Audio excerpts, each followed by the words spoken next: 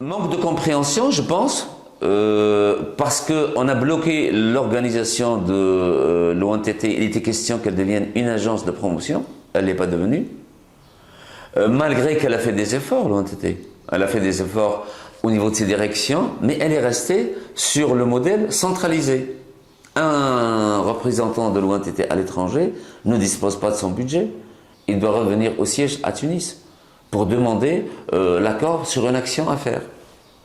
Il ne dispose pas. Un commissaire, par exemple, régional, pour parler des régions et le lancement des régions, maximum, annuel, il a un budget de fonctionnement, 1000 dinars. C'est juste pour payer l'essence et machin. Il n'a pas de budget. Qu'est-ce qu'il fait? C'est quoi le rôle des commissariats? Quand à côté, on leur crée des DMO dont on ne sait pas c'est quoi l'utilisation, et ensuite, ils vont... Les qadr, ils vont disparaître tous. C'est vraiment programmé la chose. Mais c'est-à-dire, on ne peut pas garder cette structure centralisée tout en faisant semblant de diversifier, tout en faisant semblant de dire on est multiproduit, tout en faisant semblant de faire participer les professionnels. Et il arrive un moment où il faut s'entraider, et professionnels et administration du point de vue humain, idée et fort, intellectuel, et aussi financier.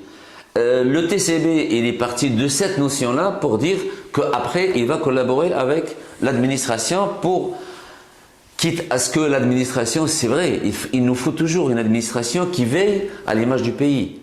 Parce qu'effectivement, il y a un besoin de cohésion de l'image de la Tunisie dont le garant ne peut être, moi je suis convaincu de ça, ne peut être que centralisé au niveau de quelqu'un. Si je prends Maison de la France, le directeur général de Maison de la France, qui est une structure collégiale, le directeur général, il est nommé par l'État. Oui, parce qu'il faut une cohésion de l'image du pays, et parfois même, il faut, comme vous me dites pour les grands congrès, il faut l'intervention du ministre des Affaires étrangères pour appuyer un projet, ou même du gouvernement pour appuyer tel ou tel projet, etc. Donc, il le faut ça. Mais au niveau de la collaboration, malheureusement, jusque-là, on n'a pas trouvé les moyens les plus efficaces pour maximiser la collaboration professionnelle-administration.